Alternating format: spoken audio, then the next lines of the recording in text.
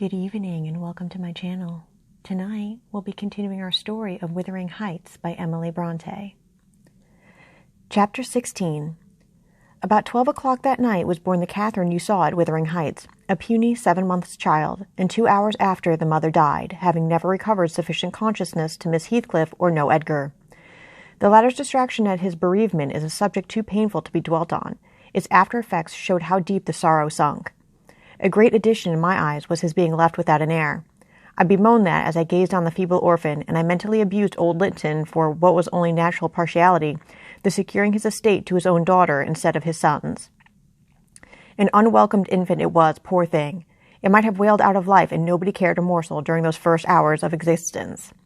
We redeemed the neglect afterwards, but its beginning was as friendless as its end is likely to be. Next morning, bright and cheerful out of doors, stole softly in through the blinds of the silent room and suffused the couch and its occupants with a mellow, tender glow. Edgar Linton had his head laid on the pillow and his eyes shut. His young and fair features were almost as death-like as those of the form beside him, and almost as fixed. But his was the hush of exhausted anguish, and hers of perfect peace. Her brow smooth, her lids closed, her lips wearing the expression of a smile. No angel in heaven could be more beautiful than she appeared. And I partook of the infinite calm in which she lay. My mind was never in a holier frame than while I gazed on that untroubled image of divine rest. I instinctively echoed the words she had uttered a few hours before. Incomparably beyond and above us all, whether still on earth or now in heaven, her spirit is at home with God. I don't know if it be a peculiarity in me, but I am seldom otherwise than happy while watching in the chamber of death, should no frenzied or despairing mourner share the duty with me. I see a repose that neither earth nor hell can break, and I feel an assurance of the endless and shadowless hereafter, the eternity they have entered, where life is boundless in its duration, and love in its sympathy, and joy in its fullness. I noticed on that occasion how much selfishness there is even in a love like Mr. Linton's, when he so regretted Catherine's blessed release. To be sure, one might have doubted, after the wayward and impatient existence she had led, whether she merited a haven of peace at last. One might doubt in seasons of cold reflection, but not then in the presence of her corpse. It asserted its own tranquillity, which seemed a pledge of equal quiet to its former inhabitant. Do you believe such people are happy in the other world, sir? I'd give a great deal to know. I declined answering Mrs. Dean's question, which struck me as something heterodox. She proceeded. Retracing the course of Catherine Linton, I fear we have no right to think she is, but we'll leave her with her Maker. The master looked asleep, and I ventured soon after sunrise to quit the room and steal out to the pure, refreshing air. The servants thought me gone to shake off the drowsiness of my protracted watch. In reality, my chief motive was seeing Mr. Heathcliff. If he had remained among the larches all night, he would have heard nothing of the stir at the Grange, unless perhaps he might catch the gallop of the messenger going to Gimmerton.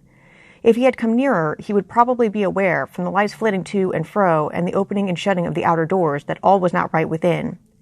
I wished, yet feared to find him. I felt the terrible news must be told, and I longed to get it over, but how to do it I did not know. He was there, at least a few yards further in the park, leant against an old ash tree, his hat off and his hair soaked with the dew that had gathered on the budded branches and fell pattering around him. He had been standing a long time in that position, for I saw a pair of osels passing and repassing scarcely 3 feet from him, busy in building their nest and regarding his proximity no more than that of a piece of timber. They flew off at my approach, and he raised his eyes and spoke. "She's dead," he said. "I've not waited for you to learn that. Put your handkerchief away. Don't snivel before me. Damn you all. She wants none of your tears." I was weeping as much for him as her. We do sometimes pity creatures that have none of the feeling either for themselves or others. When I first looked into his face, I perceived that he had got intelligence of the catastrophe, and a foolish notion struck me that his heart was quailed, and he prayed, because his lips moved and his gaze was bent on the ground.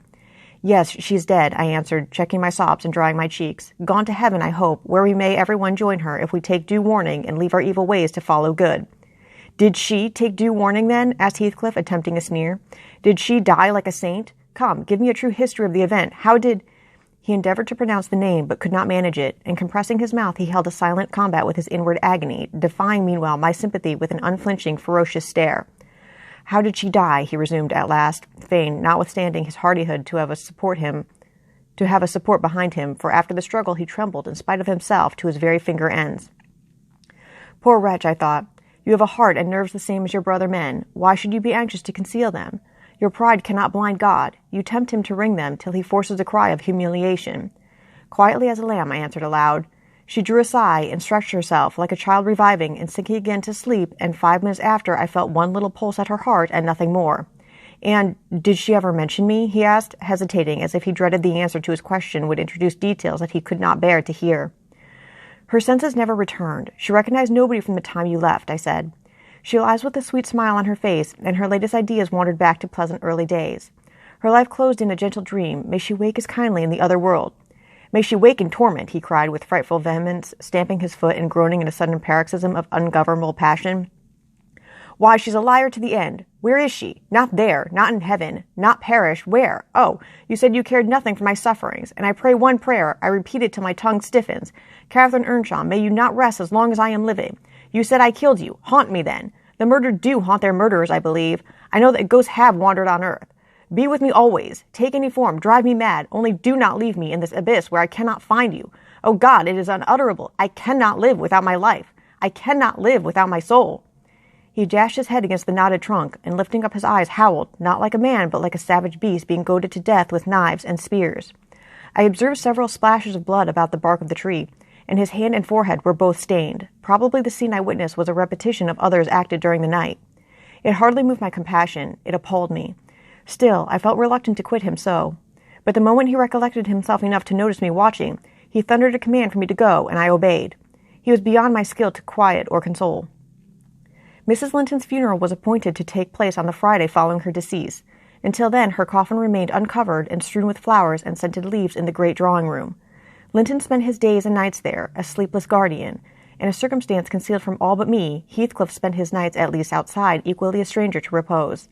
I held no communication with him. Still, I was conscious of his design to enter if he could, and on the Tuesday, a little after dark, when my master from sheer fatigue had been compelled to retire a couple of hours, I went and opened one of the windows, moved by his perseverance to give him a chance of bestowing on the faded image of his idol one final adieu. He did not omit to avail himself of the opportunity, cautiously and briefly, too cautiously to betray his presence by the slightest noise. Indeed, I shouldn't have discovered that he had been there, except for the disarrangement of the drapery about the corpse's face, and for observing on the floor a curl of light hair, fastened with a silver thread, which on examination I ascertained to have been taken from a locket hung round Catherine's neck. Heathcliff had opened the trinket and cast out its contents, replacing them by a black lock of his own. I twisted the two and enclosed them together. Mr. Earnshaw was, of course, invited to attend the remains of his sister to the grave. He sent no excuse, but he never came, so that besides her husband, the mourners were wholly composed of tenants and servants. Isabella was not asked. The place of Catherine's interment, to the surprise of the villagers, was neither in the chapel under the carved monument of the Lintons, nor yet by the tombs of her own relations outside. It was dug on a green slope in a corner of the kirkyard, where the wall is so low that heath and bilberry plants have climbed over it from the moor, and peat mold almost buries it. Her husband lies in the same spot now, and they have each a simple headstone above and a plain gray block at their feet to mark the graves. Thus ends Chapter 16.